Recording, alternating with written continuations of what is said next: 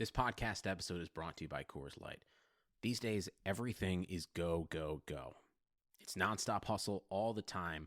Work, friends, family, expect you to be on 24/7. Well, sometimes you just need to reach for a Coors Light because it's made to chill. Coors Light is cold lagered, cold filtered, and cold packaged. It's as crisp and refreshing as the Colorado Rockies. It is literally made to chill. Coors Light is the one I choose when I need to unwind. So when you want to hit reset, reach for the beer that's made to chill. Get Coors Light in the new look delivered straight to your door with Drizzly or Instacart. Celebrate responsibly. Coors Brewing Company, Golden, Colorado. I'm Shanae Ogwumike. I'm Lisa Leslie, and we're very excited to tell you about our new podcast with Blue Wire, Front and Center. Lisa and I are breaking down what's going on in our lives, in the world, and keeping it 100. We're also learning from amazing guests as well, like Emmanuel Acho. People that show love to me, I forever got their back. Vivica A. Fox. If the foundation isn't right, then the rest of it's going to go wrong from there. And more. Subscribe to Front and Center today. The Timeline is a Blue Wire podcast. He shot the ball extremely well. Cameron Johnson, Devin, of course, Dario Saric, Javon Carter. If you look across the board, all of our guys performed well, especially from the perimeter. So going into the draft, I want to continue to add shooting and playmaking to this team. And DeAndre showed in the bubble that he has NBA range, beyond NBA three-point range. So we want to unleash that skill set for him. And the more space we can have on the floor, the greater the opportunities for guys like Ricky and Devin to create. So across the board, from position 1 through 5, we'll be looking to add shooting and playmaking to the squad.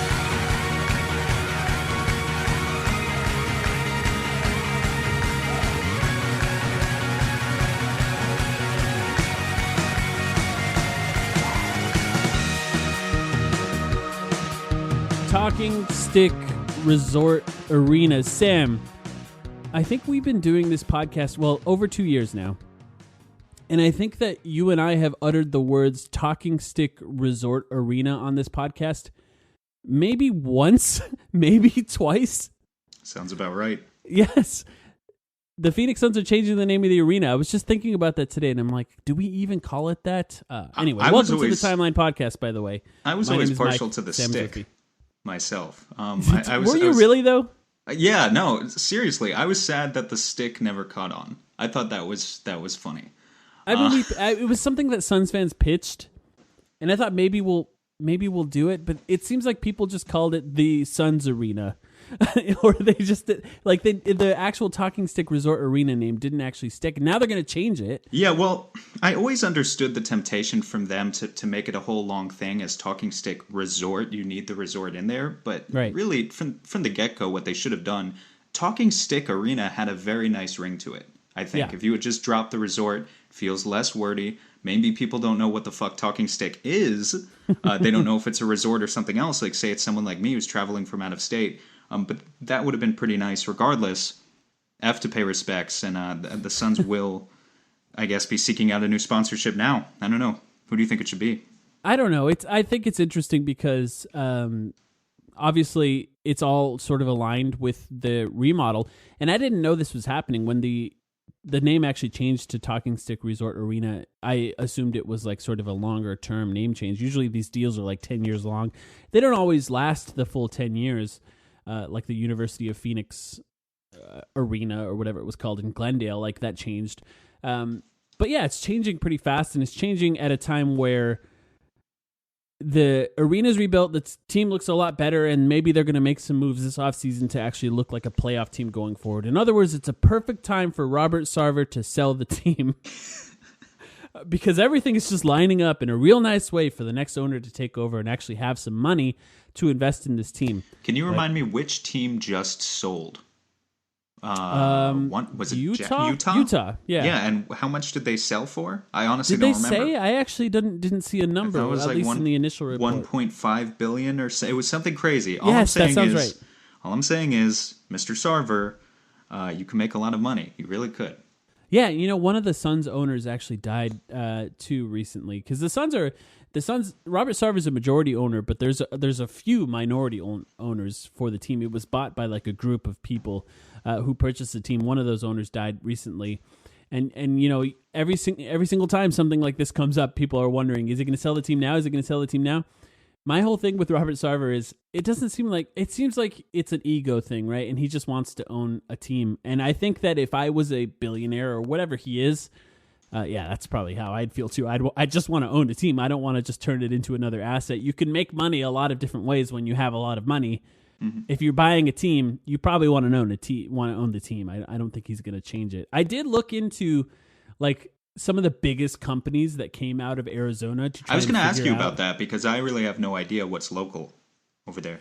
Like Cold Stone Creamery is one of the big ones. The Cream Arena. The Cream Arena, that. Yeah, that was the one that I tweeted out. Yeah, I like that one. Has a very good ring. Have you ever heard of Circle K? Is that something that's even in New York? Probably not. Yeah, right? No. That sounds like something. What is that? It's so you have 7-Elevens everywhere, I imagine. Yes, right? Yeah. Circle K is the Arizona version of that. It's basically where people who commit crimes hang out outside and make you uncomfortable when you go inside to buy soda or beer. Or backwards, yeah, sure. Yeah, exactly. And they're everywhere, and I don't like going into any of them, and I try to avoid them if at all possible. But that is a large company that I believe started in Arizona, so maybe that could be the Circle K Arena. That's such a weird thing to say, but maybe it will happen like that. And there's not a lot of other like major corporations that came out of Arizona that I could see doing this. So I don't know. It could be anything. Maybe it'll be another airline or something. It's hard to think of an airline doing it now during COVID when nobody's traveling. Well, and that may be the reason the resort pulled out in the first place. Casinos have been hurting as well. Yeah, that's actually an excellent point. And yeah, that could might need a tech company or something to come in and sponsor it. Someone that can actually put their profits over the past year to good use. Yeah, Amazon. Amazon needs Amazon needs any marketing. Like people just use Amazon because they have to, not because they want to. But yeah, that's an interesting story that came out about the Suns in the last week or so. The name change. It's just interesting, I think, overall, that things are happening at a pace. The news is coming out now at a pace that is actually kind of hard to keep up. And I think that it's about to ramp up even more because the NBA, the players, we talked about this on our last episode 2 weeks ago. The NBA was proposing December 22nd as a start date to the season. Now, the players have appeared to vote on that and agreed to that date tentatively. And as long as they can work everything out, it looks like the season will start in just over a month from now. And that means just over a week from now, for most of you, a week from tomorrow, the NBA draft will be happening. A few days after that will be free agency. A week to a week and a half after that will be the beginning of training camp, and then 3 weeks after that will be the NBA season. And what that means is we're about to hear some news about the final cap numbers for the NBA season, maybe an extension to the CBA, maybe a new CBA going forward. And then they're going to have to lift the moratorium on trades. Mind you, the moratorium on trades would have been lifted by now in a normal season, and trades could have been made. I guarantee there's probably 10, 15 trades lined up already that as soon as the moratorium is lifted, they're going to go through at a really fast pace. Then the draft, then free agency, then training camp, then the season. And it's all going to happen really, really, really fast. And it's going to be kind of hard to keep up. I think our heads are going to be spinning a little bit. It's going to be really fun, though. I'm honestly looking forward to it. You're totally right. I'm sure the trades are already pre-planned out ahead of time. I'm sure there are free agent transactions that are pre-planned out ahead of time. Mm-hmm. But right now we're just in that calm before the storm. It's smokescreen season out there right now, and I think a lot of the stuff we're gonna talk about on the rest of this episode basically boils down to smokescreens in one sense or another. It's really going to ramp up. It's really going to ramp up next year. It's going to be a fun time. If for some reason you don't have a Suns Twitter account, maybe make one now. I think the next month is going to be a lot of fun. Yeah, that's a good point. And follow us. We'll probably tweet too much and annoy you a little bit. Speaking of how fast the news is coming out and how we're in that calm before the storm, for some reason, Ryan Russillo had to try to ruin that for so many Suns fans. And we have to talk about this. It feels like this is a good example of how fast the news is about to be moving. It feels like old news already. It wasn't even that long ago. It was just about a week ago that this story came out. We didn't have an episode last week, so we got to cover it this week. On the Bill Simmons podcast, which I don't recommend listening to if you like basketball, Ryan Russillo said one of the worst kept secrets in the NBA is that Devin Booker wants to find a way out of Phoenix, which just on its head, like, that's completely insane, because if it was one of the worst kept secrets in the NBA, the last person that would be reporting it is Ryan Russillo on the Bill Simmons podcast, because one, he doesn't break news. Two, who does he actually know? Probably very few people within that actually understand what's going on with the Phoenix Suns. And I think a big thing about this, and I'll let you talk about it too, of course, Sam, but Devin Booker doesn't talk to people like that. Like, he's not a guy who's leaking any news. Obviously, I don't think he wants out of Phoenix in any way. Now would be the dumbest time to ask out of Phoenix after they actually did really well, and he's getting all the credit for it in a lot of ways. But James Jones doesn't leak stuff. Devin Booker doesn't leak stories. Like this, there's no way that this is sourced in any way. It seems like a made up story to me. What do you think? No, I think it's a bullshit story, and I don't want to give it too much time. Ryan Russillo is not among my most trusted NBA analysts these days. Certainly. Yeah, can he even call himself an analyst? Like, what is... Yeah, I mean, we did a live stream on our YouTube channel a few days ago covering the draft, and I think we already talked about that episode a little bit in the context of LaMelo Ball and what a disaster it was. So, like, overall, they were getting grief over that episode in a few different ways. Are we sure that Booker doesn't leak anything? Say he was at a Kendall Jenner's party or whoever's party that was. I don't even remember anymore. It's, maybe swapping stories back and forth. Tristan Thompson is there. Maybe Tristan Thompson has a bit of a loud mouth and something leaks out nationally. I'm saying it's conceivable. But this particular rumor is bullshit, and we know that. I mean, Gambo rebuked it. Devin Booker's brother retweeted that. So obviously, I in the back of my mind still have a little bit of fear and a little bit of nagging anxiety over the fact that I do believe Devin Booker is at the point in his career where he does control his own destiny, and I do think one more year of losing in Phoenix, he would be able to make that shot, to make that call at this point if he wanted to. That is a nagging fear of mine. But again, I mean, I'm just not going to let Ryan Russillo, of all people, break this news to me. Right. This is a non-story. Yeah, right. I don't... If I made a list of people that it would have concerned me if they reported this, Ryan Russillo would not have even made that list. Like, he wouldn't even be at the end of that list. What is that list? Who would you have trusted on a report like this? Well, I think Gambo would be number one, right? Because I think that's like straight from Sarver's mouth in a lot of ways. And maybe it's not. I don't actually know his source, but I've always just sort of assumed that.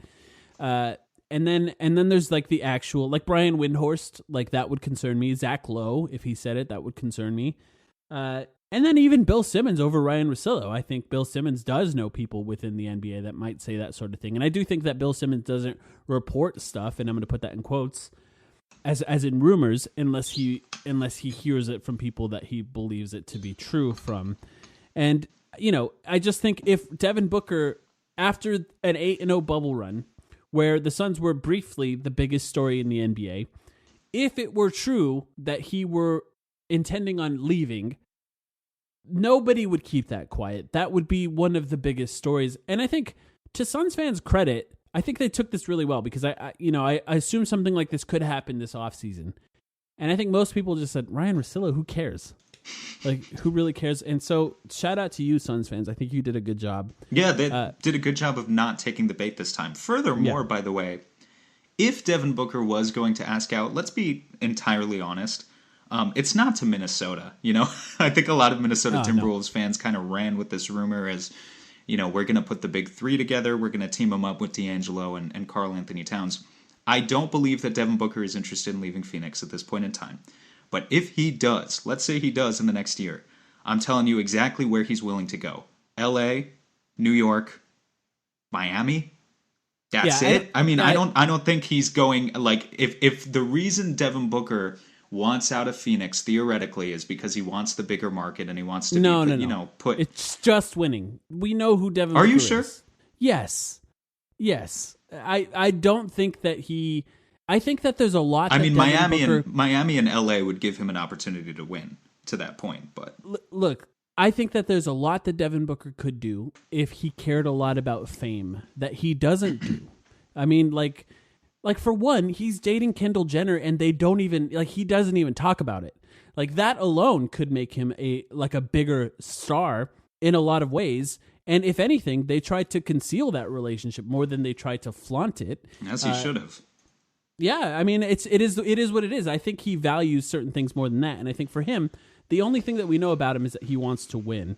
But I will say this, if he ever did ask out, he doesn't have a lot of control over where he goes, because the control that you exert over where you go is an expiring deal. Somebody like Anthony Davis, and he doesn't have that. That's why at that point you do call about James Harden or something like or Ben Simmons, or you're looking for superstars. But that would be depressing if we ever had to talk about that. Again, it is not going to happen. Not this year. So I don't think it's worth it dwelling on it any longer. But yeah, just to your point, the final thing I'll say, you're right. This is not, theoretically a Goran Dragic situation in 2015 or something. He's not an expiring contract. I'm not worried about it. Yeah. Let's move on. Yeah. Not worried about it at all. But I will have fun making fun of Ryan Russillo on Twitter. I do enjoy your memes. I do enjoy the Ellen memes. Poking fun at Bill Simmons there too. Yeah. I think there are two interesting players that you and I have to talk about. Two players are now rumored to be on the trade block. Now, I think a lot of what we've been doing this offseason, if you can call it that, or even previously in the 5 months that they were off, the NBA was gone, is trying to predict who would be the next and quote-unquote stars that would be available, or just good players that would be available on the trade market. The Suns are at the place where they want to try to improve. And I think two players are now on the trade block that could be great players in the Suns. And those two players are Jrue Holiday and Spencer Dinwiddie. Jrue Holiday has 2 years left on his deal, but the year after this one is a player option. And I believe it's the same actually for Spencer Dinwiddie. They're both essentially, they have 1 year left on their deals essentially. Great players, both of them. Both players, I believe, would make the Suns better, and I think there could be some arguments there about how you could do that, because if Jrue Holiday makes quite a bit more, basically twice as much as Spencer Dinwiddie. But what were your first thoughts when you heard about both of these guys? Dinwiddie we talked about, by the way. Yeah, I mean, it's not a surprise. You'll remember 2 weeks ago, our last episode, was that? Our last episode, we were doing fake trades. Ago. Yeah, the fake trades. Maybe 3 weeks ago. We were doing fake trades a few weeks ago. At the time I brought up Spencer Dinwiddie, he remains still one of my favorite potential targets for the Suns, should they make a trade. And I say that with some caveats, because I do think once you get into the nitty-gritty of analyzing his game, it is interesting to talk about to what extent is he, I think he makes you a playoff team. To what extent is he really a ceiling raiser? I think that's an interesting conversation. We can get into that. But Dinwiddie makes the Suns better. He's a great fit for what they need. Theoretically, if he's willing to come off the bench, he is an optimal fit who can play next to either Ricky Rubio or Devin Booker in the backcourt. He's coming off a phenomenal season with the Nets. I think it's a no-brainer. And I kind of am a little bit surprised, actually, because 3 weeks ago, whenever we did that podcast and I mentioned him as a trade target, I thought I was coming up. Obviously, I had seen Dinwiddie linked to Phoenix in the past. We talked about it this time last year, but I hadn't heard anything about it in a while. And I thought I was kind of coming up with an original idea of some sort. But then today, flash forward to today, and Spencer Dinwiddie is all Suns Twitter is talking about. So it seems the rumor mill is really fired up around him again. As for Jrue Holiday, I think we've covered this one before. He's been on the trade block, at least theoretically, for quite a while, and remains a very good player. The challenge is about matching financials and finding the right combination of assets that would actually interest the Pelicans. So that's what we need to talk about if we're going to talk about Holiday. I had trouble trading both of these guys to the Suns. It's hard. In a way that makes it realistic, because the Suns have one big contract, and it's Devin Booker, and you're not moving Devin Booker for just about anybody, just as we talked about.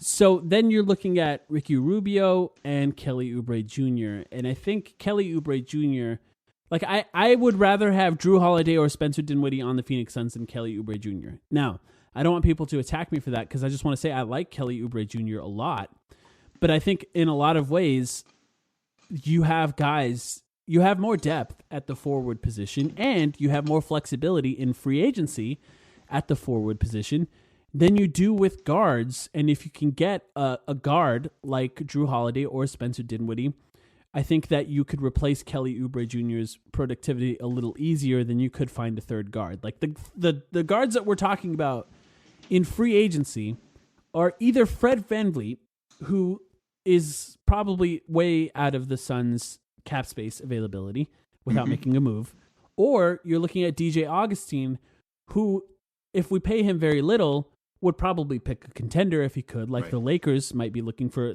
a guy like him to be on that team. Or you're going to end up overpaying a guy that's a little too old to overpay at this point, which might be worth it in a lot of ways if you run out of your other options.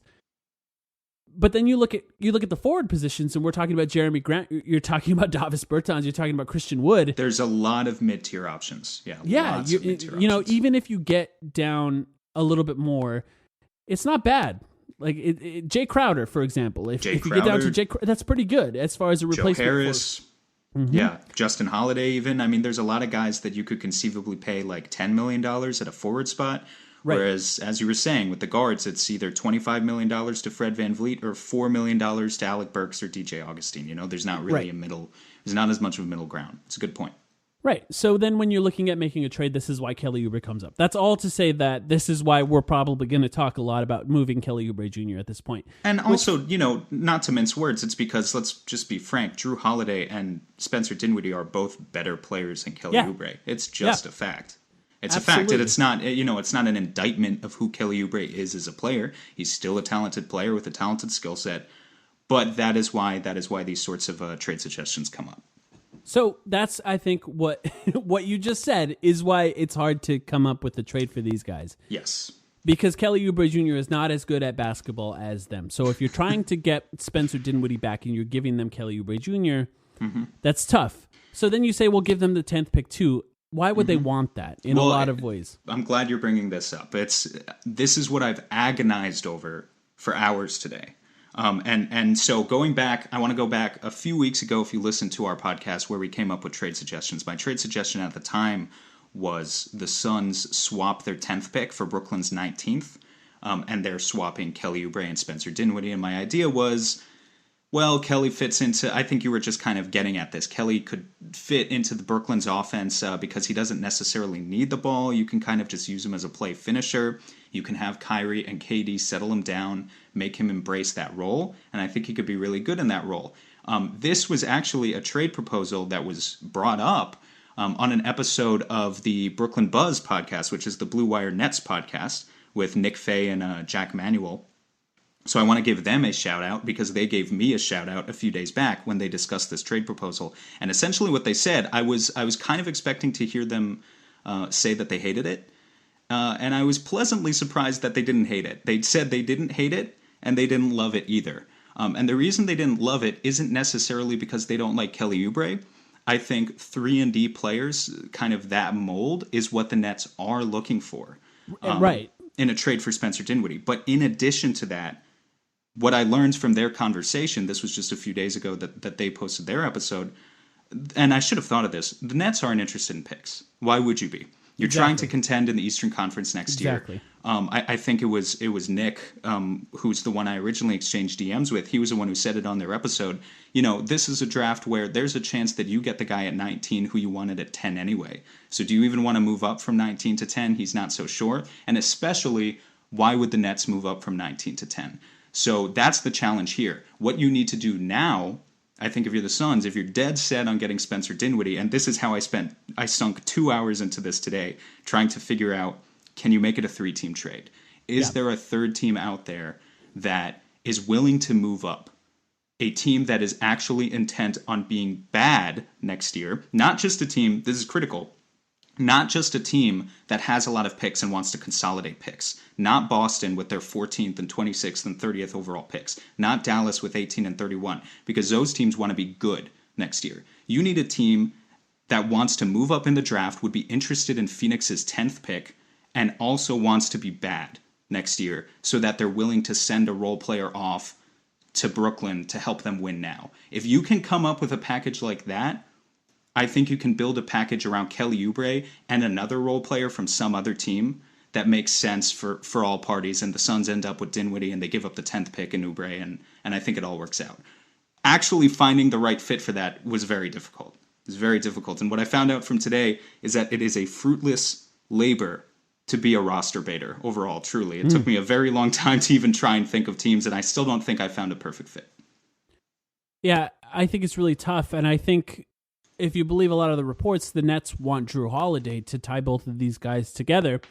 So I think the next logical step would be to try to make a trade where the Brooklyn Nets get Jrue Holiday, the Phoenix Suns get Spencer Dinwiddie, but now you're relying a lot on the New Orleans Pelicans wanting a combination of Kelly Oubre and the 10th pick in a lot of ways, and maybe that is the best offer they'll get for Jrue Holiday, to be honest, because a lot of these guys that are trying to get Jrue Holiday are like top tier teams. But the question at that point is, why don't you just get Jrue Holiday on the Suns?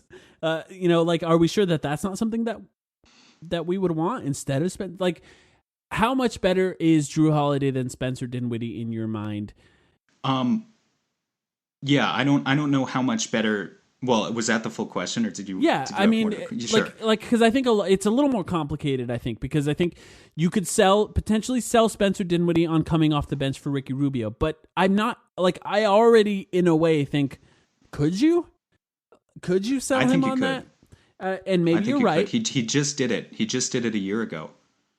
Yeah, and he's not going to get those sorts of reps in Brooklyn regardless. Sharing the ball with LeVert and Durant and Kyrie. Yeah, and it's just a year before his free agency. He's going to want to start, I think, in a lot of ways. But I think Jrue Holiday is just widely perceived as a better player than Ricky Rubio, and in my opinion, he is better than Ricky Rubio, and even as far as fit.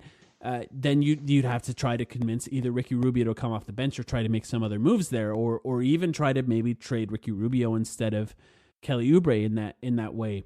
It's just it becomes really complicated, and it's hard to really figure out what would be worth what. Is it worth facilitating a trade to get Jrue Holiday to the Eastern Conference for one, to get Spencer Dinwiddie back? Then you send Kelly Oubre home to New Orleans where he grew up, and he gets to play for that team. But do they want that? I mean, that's kind of where I struggle with it. Is I think Jrue Holiday is sufficiently a better player than Spencer Dinwiddie, more of a needle mover. I don't think Phoenix can approach New Orleans about Dinwiddie without them wanting Mikal Bridges. And I think, just being honest, we've talked to people who are, just Pelicans fans, and I don't get the sense that they'd be that interested in Kelly Oubre. I think it's Mikal Bridges is a guy that everyone wants. But I think the difference is I think Dinwiddie is a good player, but not enough of a needle mover that you could do it. You could do it without giving up a guy like Mikal Bridges. You could do it just on Kelly Oubre alone. I think that's the difference for me. I don't think you can do it with Jrue Holiday. Let me ask you, what do you think of this? I'm circling back to the let's get Spencer Dinwiddie. Let's forget about Jrue Holiday for a second, although we can come back to him. But let's make it a 3-team trade. One team that I think the obvious team that I thought of is the Oklahoma City Thunder. Because when you think about what team actually wants to tank next year, it's the Oklahoma City Thunder. The problem with the Thunder, as we all know, Sam Hinkie, the GM of that team, he loves first-round draft picks. They only have the 25th pick in the first round of this draft. I think there's a team that you could potentially get a partnership with. What if you send Spencer Dinwiddie to the Suns, you send Kelly Oubre to the Nets, but you also have OKC send Schroeder to the Nets to help offset the loss of Dinwiddie. They get a different, very good backup point guard in return. And the Suns send their 10th pick to OKC to make Hinkie happy. And then OKC just needs to take on a bad contract. Like one guy the Nets have, Taurean Prince. It was a guy that the Nets gave $14.5 million a year to on the idea that he's 24, he's 25, he's a 3-and-D wing. Theoretically, he's going to improve. This year wasn't very good. Doesn't actually look like he's even an above replacement level player, at least according to his stats from this year. You throw a bad contract like that towards the Thunder, maybe a different bad contract. I don't know, maybe DeAndre Jordan instead. But the point is, you send them a bad contract, you send Schroeder. And now the Nets are getting, I think this is the type of move that puts them less interested about picks, more interested about getting 2 quality role players that put them on more of a path towards contention. I'm kind of just spitballing. Let me know. No. Is that stupid? No, it's not stupid. I actually, you know what's funny is as you were sort of talking about the team that you were looking for that fit that profile, I was Googling Dennis Schroeder's salary. But not specifically for the trade you're talking about, because part of me was thinking, if we're going to send out Kelly Oubre in this sense, maybe you'd consider just getting Dennis Schroeder, is one of my first thoughts. Like, why not just try and get Dennis Schroeder? You could do that too. You like Spencer Dinwiddie more than Schroeder, I imagine, right? Yes, you could do that too. The reason why is because I think Schroeder is I think Schroeder is a good backup point guard, but I think he's worse than Kelly Oubre. I think Spencer Dinwiddie could start on most teams in the NBA. So, to your point from a few minutes ago, maybe he actually isn't. Maybe you can't even convince Dinwiddie to come off the bench behind Rubio and Booker. If you could, though, I just want to remind people who may be skeptical of the fact in the first place, if you're skeptical that Dinwiddie is a better player than Oubre, Spencer Dinwiddie this past year, he averaged 23.8 points and 7.8 assists per 36 minutes on just slightly below league average 54% true shooting. He had a higher free throw rate than anyone on the Suns this year, a guy who averaged 7 free throw attempts per game, puts pressure on the rim, can hit step-back threes, can hit pull-up threes. He is a three-level scorer who averages 24 and 8 per 36 off your bench. I think there's no question that that's a better player than Kelly Oubre and a better fit specifically for what the Suns need. Schroeder is good too. He's not quite at that level. Well, part of me was wondering if we could potentially get Schroeder. Now that I'm thinking about this, is there a way to get Schroeder without giving up Kelly Oubre Jr. here? Because does he want to be on that team, for one? He's going to be a free agent, too. And when I was talking to the OKC guys about potential trades, one of the ones we came up with was a potential sign-and trade for Saric, which can be kind of complicated, and that was not Schroeder. But I wonder, like, the Suns can actually take Schroeder's contract into their cap space relatively easily. If OKC was just looking for a draft asset, the 10th pick for Dennis Schroeder is actually kind of interesting. And you could even, if you have to trade some sort of salary, you can pick up Frank Kaminsky's option and send him off to OKC along with the 10th pick to get Schroeder back. And then at least you're sending a little bit of salary back to them, assuming that that's something they have to do. It's just a thought, because if you can get him without giving up Kelly Oubre, that's a lot more, like, I don't know why this is the case for me, but just as I was thinking through these, giving up Kelly Oubre and the 10th pick for Spencer Dinwiddie, it does sort of make sense in my mind, but something about that same package for Dennis Schroeder doesn't. But part of me wonders, like, we're talking about giving up the 10th pick here. Now, giving up the 10th pick does mean giving up a low salary player that could be a player that contributes towards the Suns for the next 4 years, like 4 years on a low salary. Whereas the guys that we're talking about trading this pick for are on 1-year deals. Like, I don't know. I guess I'm overthinking this offseason a lot because we had so much time to think about it. But is trading that pick the smartest thing to do? And do you think it will be traded? Do I think it will be traded? Who's to say? I don't know James Jones. Right. I truthfully wish I could tell you more in more detail what I think the offseason strategy is. I just don't know at this point. I think what you're talking about with Schroeder is less ambitious. I think he's a worse player again than Dinwiddie, but makes sense. I mean, do I think OKC would accept Frank Kaminsky in the 10th pick for Dennis Schroeder? Yeah, I think they would. I think there's a very strong chance that they would do something like that. They're not scared of taking on bad contracts, and Frank's isn't even a bad contract, and they just want picks, and they're just willing to tank. And the Suns would be able to keep Kelly Oubre by doing that. Now, you punt on having any cap space, so at that point, all you could do this offseason is bring your guys back like Dario Saric and Aaron Baines if you want, and then maybe use your mid-level exception to bring in like one more decent player, and that would be your entire offseason, but it would certainly give you a heck of a sixth-man scorer running your bench units, so that's an option right there. Is it worth trading the 10th pick? I think that probably is. I think there are a lot of trade offers I've seen that aren't. Sam, we just got a Woj bomb. Are you serious? Yeah. The NBA and the NBAPA have reached an agreement on an amended CBA. Sources tell Tim Bontemps and me. I'm reading in. Let's see. Free agency begins at 6 p.m. on Monday, November 20th. Oh, my God. Oh, that's November 20th. That's 3 days after 4 days it's after 2 the days. draft. 2 days after the draft. 2 days. Wait, the draft is the 18th, correct? Oh, yes. I said Monday. It's not Monday. I'm just reading badly. I've had a lot of notifications going off as this happened here. So 6 p.m. on November 20th.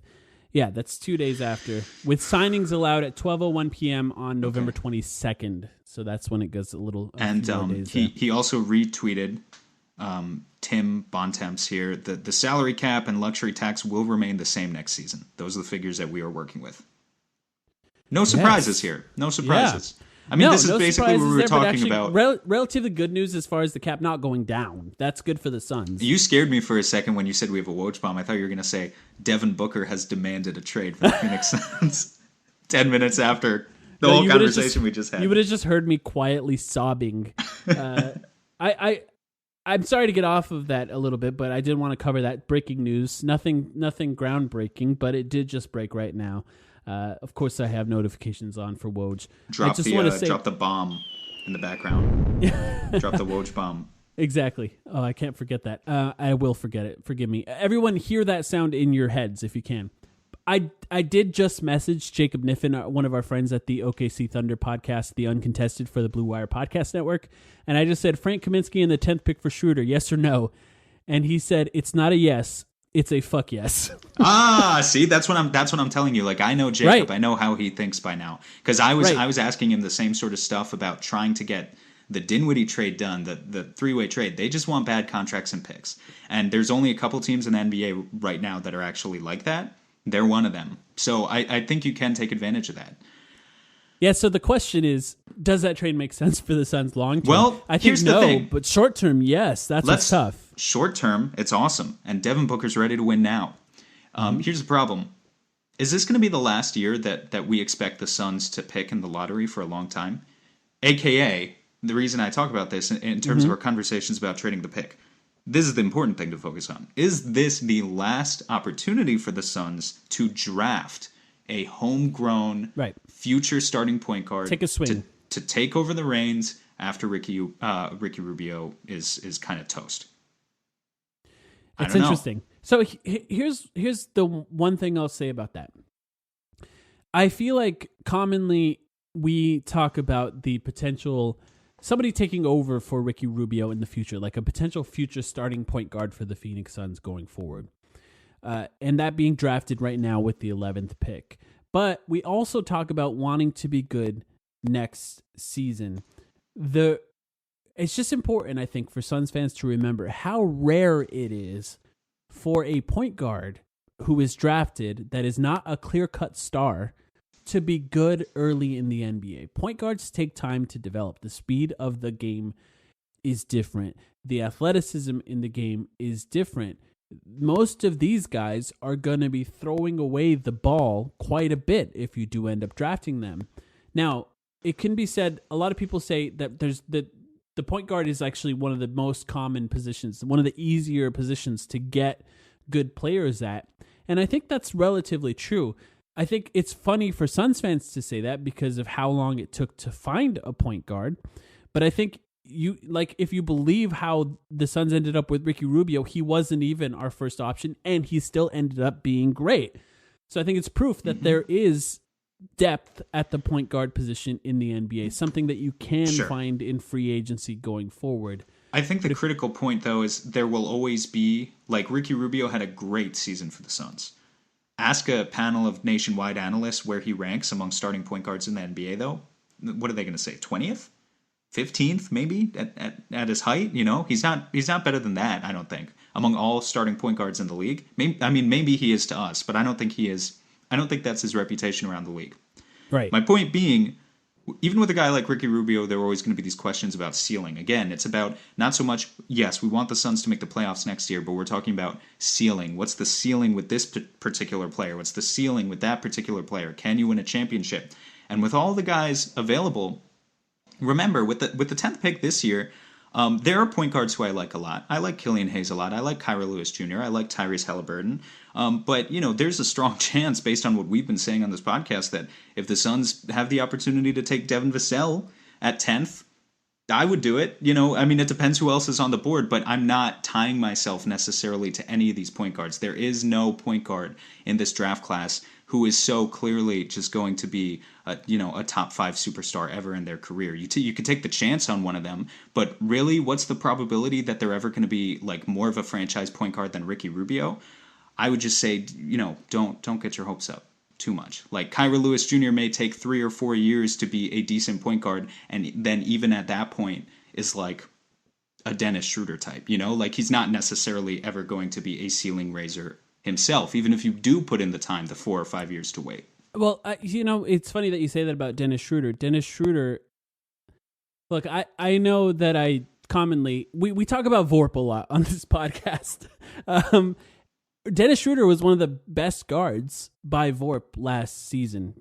A complicated thing to try and parse out exactly what that means for how good Dennis Schroeder actually is. Wait a second, I'm looking right now. He's good. He's not like amazing. Yes, I know he's good, but the point I was trying to make is, say you do take a swing on a guy like Dennis Schroeder, you have him for 1 year at $15 million. Essentially the exact same salary that you have Kelly Oubre. But in this trade that we just made up, by the way, I just want to say I did talk Jacob into agreeing to also including the 25th pick. So he says he thinks OKC would do Schroeder and the 25th pick for Frank and the 10th pick. So the Suns might still have a swing, like to get a guy like Grant Riller, for example, at 25. I don't know how realistic. Great. I think it's a great trade and too. I think the Suns. I mean, even if they don't want a point guard there because they just got Schroeder, there's a handful of wings that you could get, like plug and play wings at 25. So my point is, Schroeder is what, 25, 26 years old? Give me a sec. Yeah, he's 26. Maybe it's smarter, instead of taking a swing 27. Taking a swing at a guy like that, like say Kyra Lewis Jr. at early in the draft here. Maybe it's smarter to take a swing at a guy like Schroeder, who's in his prime now, and you count on him building on what he had last season and his time with Chris Paul. And then if he plays well enough, you have the opportunity to move a guy like Ricky Rubio on an expiring deal and then use the cap space created by that and potentially Oubre falling off to sign a guy like Schroeder long-term if it ends up working out really well. It's just a thought. I'm conflicted. I like the idea of picking a long-term point guard. I think that it will probably make the Suns a worse team next year in just about every single way, and that if you pick a guy like Devin Vassell at the 10th pick, if he's available, I don't see that making the Suns worse in any way next season. In a lot of ways, I could see that making them better. One, they have more depth at that position, and they don't need to play him minutes the way they would for a point guard. And two, he's more of a plug-and-play guy because he plays a smaller role. So, I just worry about taking a point guard there in a lot of ways, and this trade that we just sort of made up on the fly here makes sense in a lot of ways. Kind of a fascinating one. I think we should take a break, by the way, because we've gone on a little long here before plugging our sponsors here. So we'll be right back. Even though sports had a break, your business didn't. You have to keep moving, and that makes hiring more important than ever. Indeed is here to help. Indeed.com is the #1 job site in the world because Indeed gets you the best people fast. Unlike other sites, Indeed gives you full control and payment flexibility over your hiring. You only pay for what you need, and you can pause your account at any time, and there are no long-term contracts. Plus, Indeed provides powerful tools to make your search that much easier, like sponsored jobs, which are shown to be 3.5 times more likely to result in a hire. With 73% of online job seekers visiting Indeed each month, Indeed is going to get you the important hire you need, just like they have for over 3 million businesses. Right now, Indeed is offering our listeners a free $75 credit to boost your job post, which means more quality candidates will see it fast. Try Indeed with a free $75 credit at Indeed.com/BlueWire. This is their best offer available anywhere. Go right now to Indeed.com/BlueWire. Terms and conditions apply. Offer valid through December 31st. The wait is finally over. Football is back. You might not be at the game this year, but you can still be in on the action at BetOnline. BetOnline is going the extra mile to make sure you can get in on every possible chance to win this season. From game spreads and totals to team, player, and coaching props, BetOnline gives you more options to wager than anywhere else.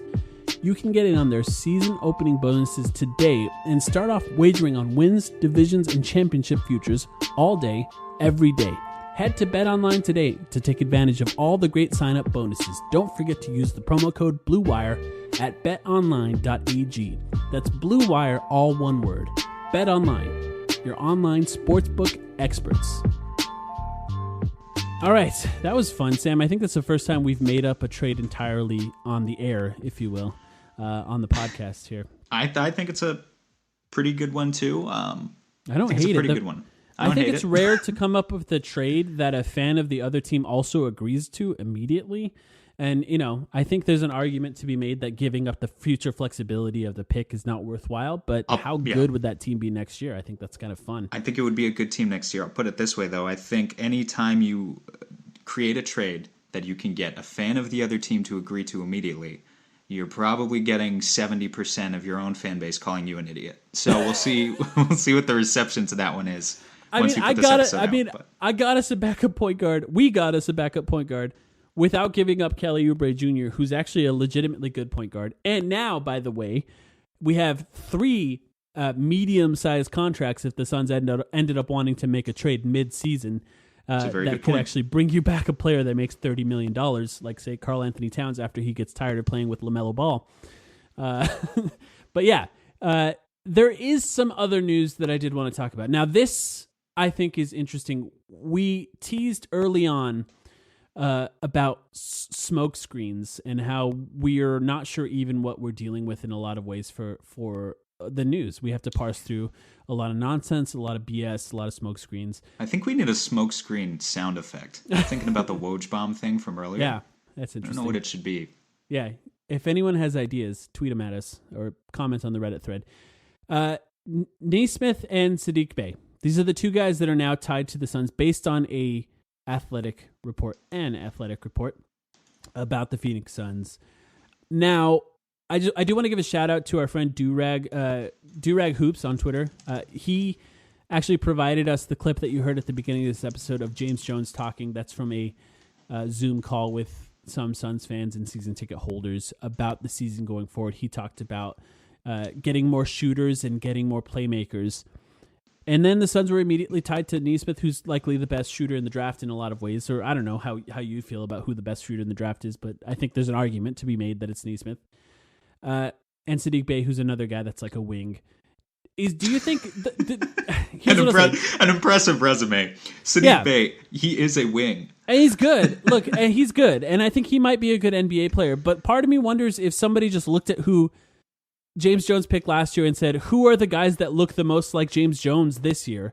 Yes. Like, you know how we talked about how James Jones picked James Jones last year? That's exactly what Saddiq Bey would be. Saddiq Bey is a 6'8" forward with a 6'11" wingspan who shot 45% from 3. He's like a smart player, but not like, not like a crazy athletic player, It would be James Jones taking James Jones in a lot of ways. Yeah, so that's how I look at this and I go, it seems like nobody has... I tweeted about this today, too. And by the way, I have to learn how to not bring up tweets on a podcast. Who cares? But the point I was trying to make is when Adam Silver walked up to the mic in the 2019 NBA draft and said with the 11th pick, the Minnesota Timberwolves, but it was the Phoenix Suns, select Cameron Johnson from the University of North Carolina, the entirety of the Suns fan base said, what? Like, we had no idea that was going to come out of his mouth. Also, no rumors about the Dario Saric trade ahead of time as well. These types of moves that came out, even Ricky Rubio, no actual rumors. The thing that was the closest to rumors were people like us just making up the idea of Ricky Rubio on the team because we liked it. It doesn't seem like there's any sort of leak within the Suns organization. So my first thought is I do not buy into these 2 guys or any of the other guys even that the Suns are tied to, beyond what has actually been reported. Like Kyrie Lewis Jr. had 2 interviews. That's really the only other thing. Don't you think it's a little funny to tie your logic to, well, I think the Suns are most interested in all of the guys who we haven't heard anything about. Like, is that what you're saying? Not necessarily. It's just I don't know how much credence to give any report, I guess. Sure. Because there's so much bullshit this time of year. There's so much. It is smokescreen season. Right. So I tend to just not believe anything. I don't know, I guess, about the Suns. Like, I think there are other teams that are a little more transparent. But, like for example, the Golden State Warriors' plan this offseason appears to be leak that they're interested in everyone to try to up the value of their pick, and I think that's relatively smart. It's like they're sending out smoke screens everywhere constantly. The Suns' strategy appears to be don't say anything to anyone, and that gives us more flexibility in that way. So I don't know. Do you buy into it at all? Either of these guys? Do I buy into it as in do I think it might happen, or do I like it if it does happen? I guess both, because we should talk about both. Do I buy into it if maybe I have no reason to reject it. That's as far as I can go, honestly, from my position as a non-insider. Now, do I like it? Not particularly. I think these are guys that you maybe get if you trade down a little bit. I don't think I'm particularly comfortable. I mean, look, if they take Nesmith or Sadiq Bey at 10, I'll talk myself into it the night of. I'm not going to throw a hissy fit on our emergency podcast like I did last year when we picked Cam Johnson. I've learned from that experience. However, the other interesting thing about where the draft narrative is going right now in the final weeks is that there are some surprise risers. And one example right now of a guy who's rising, according to ESPN's latest draft analysis today, is Patrick Williams, who we've had a couple people talk about before in this podcast. Our friend Rich Stamen, obviously, he picked him for us, I believe. He loves Patrick Williams. Patrick Williams, according to ESPN, now was not a guy you'd find in the top 10 basically ever a couple months ago, and is now apparently on a lot of teams' big boards. He's a freshman forward from Florida State, most definitely a project.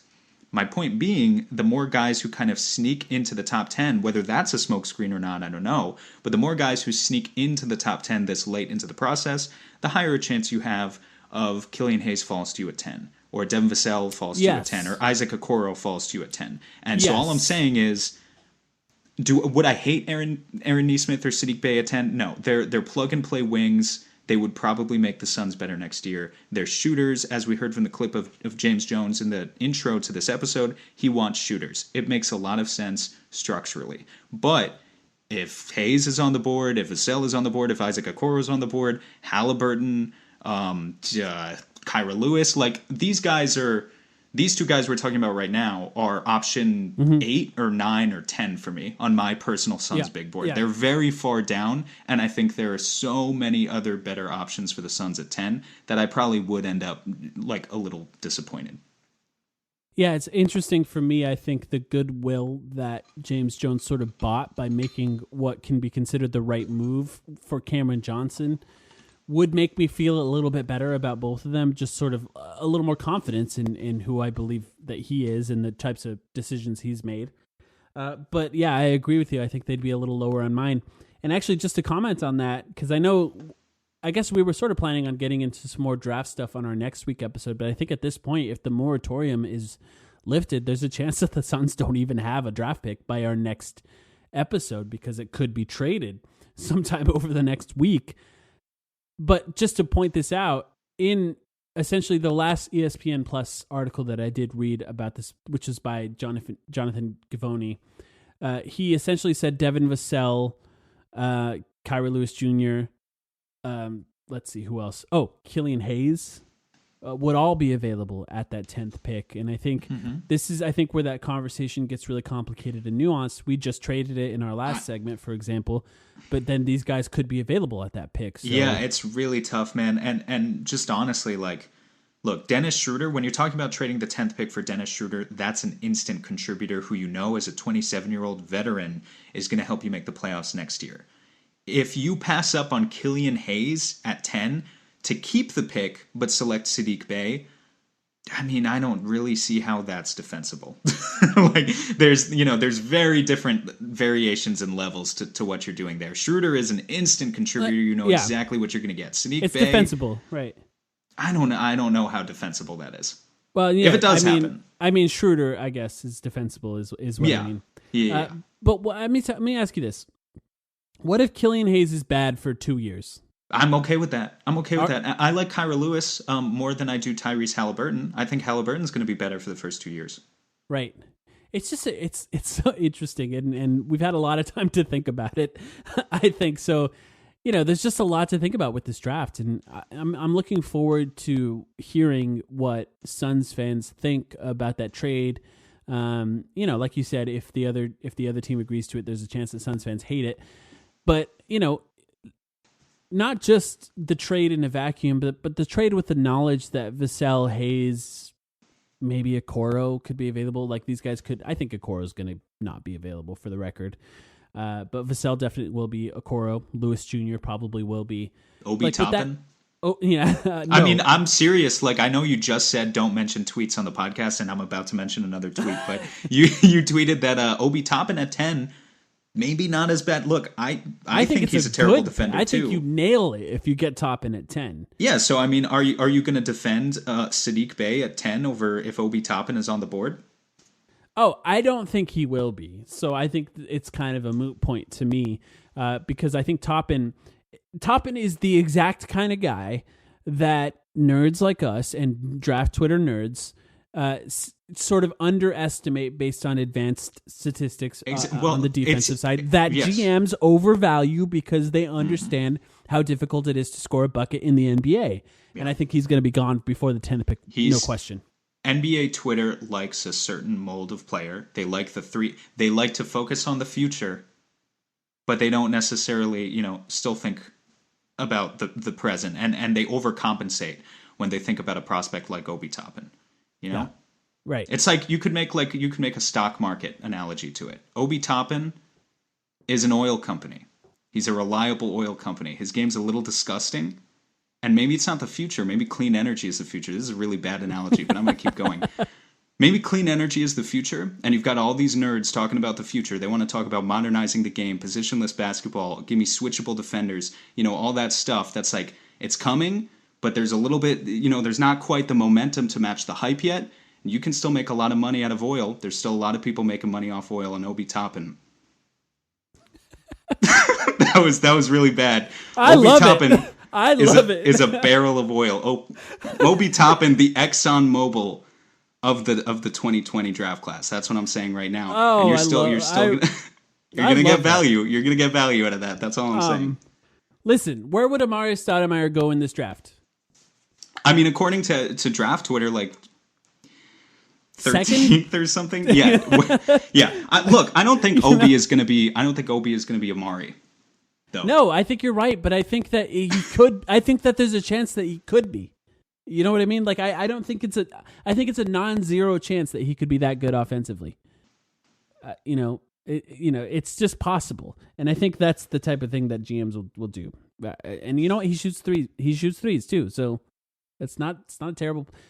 It'd be nice to have a player like that off of our bench. I consider that a good pick, and I think he'd be good as early as next year. You just have to, Mikal Bridges has to be on the court with him for it to work. So it gets a little complicated there. So now we've picked Obi Toppin, we've picked Killian Hayes, we've picked Devin Vassell, and we traded the pick all on this podcast. So I think it's safe to say that we've overthought this quite a bit at this point. What do you think? I think we've definitely overthought it.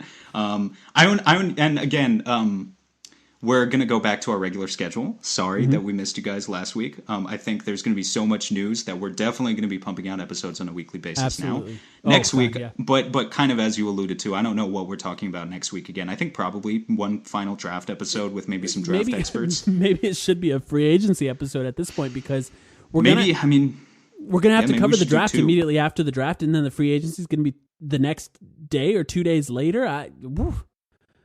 Good God. Things are moving at a really fast pace here, Sam. Might need to do 2 episodes. I think we might have to do 3 episodes next week at this point, but I'm not going to get people too excited about that because it gets a little complicated. But before we go, what do you think about the new Suns jerseys? Awesome. Love them. I love them too. Yeah, gonna get my first Mikal Bridges jersey for sure. I think it's the first time in a long time that they did something like legitimately bold with the jerseys. Like the closest to it was the sort of light purple Los Suns jerseys from from the 18-19 season, I guess is a better way to put it. The ones I always remember Kelly Oubre going on his run wearing, because that's right before he was injured. The Suns were wearing those Los Suns jerseys a lot. Those are great. But I think this jersey is even better. It's black. It's got purple. It's got orange. It looks really cool. It's got the shape of Camelback Mountain. It says the Valley on it. I'm looking forward to seeing the rest of it with the shorts and everything soon. But I think I'm gonna get one too, I think. Anything else you want to cover before we wrap this up? No, I think we basically covered it for this week. Sit tight. Don't let the smoke screens bite. And we'll be back next week to cover some. I bet there's going to be big news this time next week. Yeah, I think you might be right. And I want to give a shout out once again to Durag Hoops. Follow him on Twitter at Durag Hoops. He's got a YouTube channel. A great Suns fan, comes up with some great content, helps us out with the intro to this episode. So we'll see you guys very soon.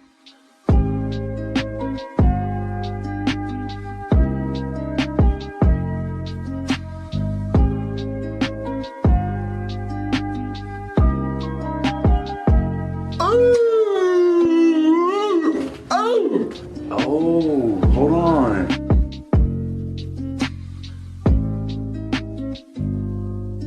Not yet.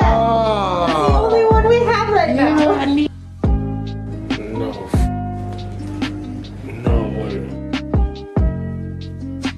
That's our jerseys? Yo. That was hard. Hey, now that's it.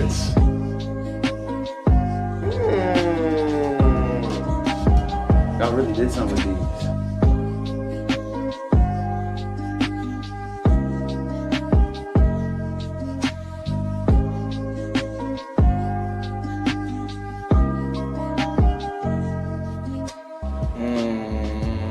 That was hard.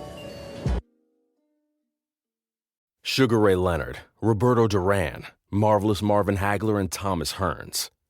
Legends, whose four-way rivalry defined one of the greatest eras in boxing history. Relive their decade of dominance in the new Showtime sports documentary, The Kings, a 4-part series premiering Sunday, June 6th, only on Showtime.